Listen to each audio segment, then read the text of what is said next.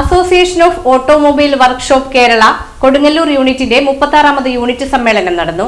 Association of automobile workshop Kerala Kodungallur യൂണിറ്റിന്റെ 36ാമത് unit സമ്മേളനം Kodungallur municipal town ഹാളിൽ യൂണിറ്റ് പ്രസിഡന്റ് വി.കെ. സത്യജിത്തിന്റെ അധ്യക്ഷതയിൽ നടന്നു.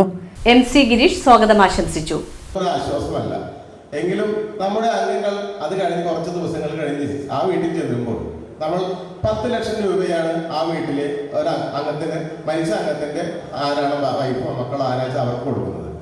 അപ്പോഴാണ് ഈ സംഘടന എൻ്റെ അച്ഛൻ അല്ലെ എൻ്റെ അമ്മ ഈ സംഘടനയിൽ പ്രവർത്തിച്ചിരുന്നു എന്ന് അവർക്ക് അഭിമാനം തോന്നുന്നൊരു സമയമാണത്.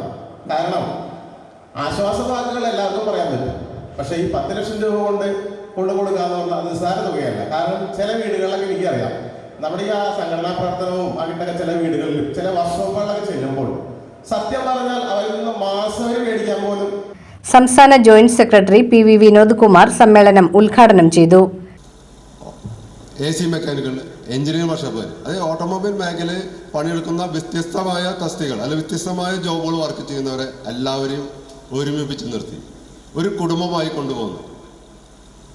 അവരുടെ ക്ഷേമത്തിനും ഉന്നമനത്തിനുമായി പ്രവർത്തിക്കുന്ന ഏക സംഘടനയാണ് association of automobile workshop Kerala. ഏക സംഘടന എന്ന് പറയുമ്പോൾ കേരളത്തിലല്ല ഇന്ത്യയിൽ തന്നെ ഇങ്ങനത്തെ ഒരു സംഘടനയില്ല. അടുത്ത് തന്നെ നമ്മളത് കേരള എന്ന ഭാഗം വെട്ടിക്കളഞ്ഞ് ഭാരതം എന്ന് കൂട്ടിച്ചേർക്കാനുള്ള ഇതിലേക്കാണ് പോകുന്നത്.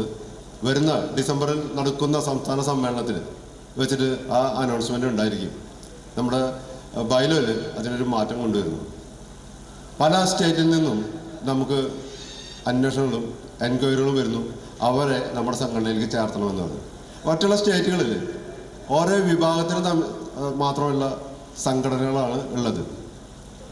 4 വീലറിൻ്റെ ഒരു സംഘടന, 2 വീലറിൻ്റെ സംഘടന, അങ്ങനെ വ്യത്യസ്ത വിഭാഗങ്ങൾക്കുള്ള സംഘടനയാണ്.